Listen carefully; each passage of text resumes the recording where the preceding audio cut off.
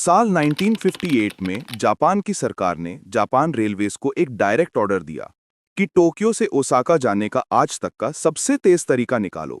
कुछ महीने बाद जापान रेलवेज के इंजीनियर्स ने एक ट्रेन प्रपोज की जो 100 किलोमीटर पर आवर की रफ्तार से चलती और उस समय की सबसे तेज चलने वाली ट्रेन बन सकती थी।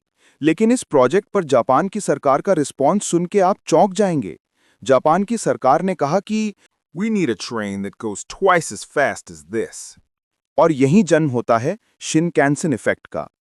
आने वाले कुछ सेकंड्स में आपको ये पता चलेगा कि कैसे हम अपने पोटेंशियल से भी ज्यादा अचीव कर सकते हैं। सीरियसली, मुझे पता है आपने अब तक ये तो सोच लिया होगा कि ये तो इम्पॉसिबल है, ये तो सिर्फ अमीर लोगों का सामान है। लेकिन यहीं पर हमें लगाना है शिनकनसेन इफेक्ट। कैसे हम इम्पॉसिबल को पॉसिबल कर सकते हैं, इसको 3 पॉइंट्स में समझते हैं। Problem, know your potential, Shinkansen thinking. और आखिर में आपको ये बताऊंगा कि आप अपनी लाइफ में प्रैक्टिकली इसको कैसे इंप्लीमेंट कर सकते हैं। अब प्रॉब्लम ये है कि we humans are lazy by nature, हम लोग आलसी हैं। इसको एक एग्जाम्पल से समझते हैं। जैक वेल्च, जो 1982 से 2001 तक जनरल इलेक्ट्रॉनिक्स के चेयरमैन थे, एक पैटर्न इंट्रोड्यूस किया जिसमें हर एक एम्प्लॉय अगले 3 महीने का एक गोल सेट करेगा और उसको अचीव करेगा। लेकिन उन्होंने देखा कि एम्प्लॉय एक आसानी से कंप्लीट करने वाला टास्क लिख लेते थे जो सबसे कम एफर्ट में कंप्लीट हो जाता था। इसी को बोलते हैं the path of least resistance. हम तब तक अपनी हेल्थ पे फोकस नहीं करते जब तक हमारे जॉइंट्स में पेन शुरू नहीं होता, जब तक हमारा ब्लड शुगर लेवल नहीं बढ़ जाता। हम समय के साथ छोटे छोटे चेंजेस करते हैं, बिल्कुल उन एम्प्लॉय की तरह। तो जैक वेल्च ने क्या किया? Serious. If you want a train to go 10 kilometers per hour faster, you just add more horsepower to the engine. But if you need to go from 150 kilometers per hour to 300 kilometers per hour, you have to think about many other things. Change all tracks, make the passenger car more aerodynamic. You have to think differently, outside the box. और यही है शिनकैनसेन thinking.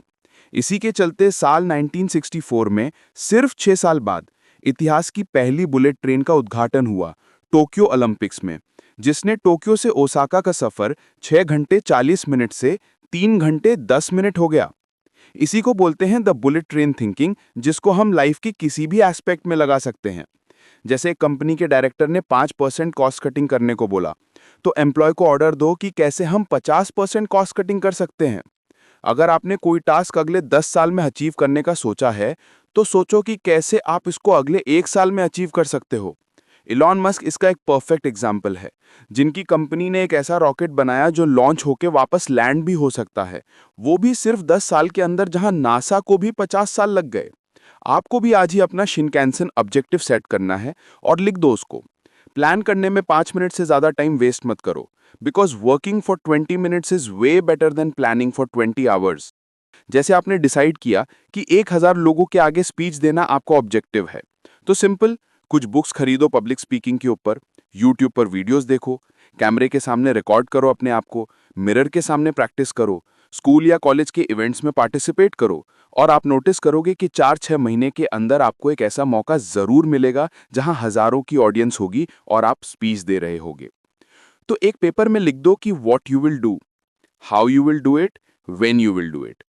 मैं जानता हूं ये video देखने के बाद आप कोई और वीडियो देखने चले जाओगे या सो जाओगे, लेकिन याद रखना, You're never too old to start fresh.